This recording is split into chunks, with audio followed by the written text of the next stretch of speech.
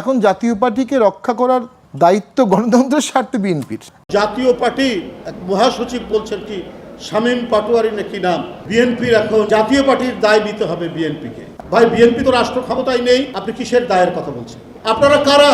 যখন ইলিয়াস আলী গুম হয় তখন কোথায় ছিলেন? যখন চৌধুরী আলম গুম হয় তখন জাতীয় পার্টি কোথায় ছিল? যখন সাইফুল ইসলাম হিরু গুম হয় তখন জাতীয় পার্টি কোথায় ছিল?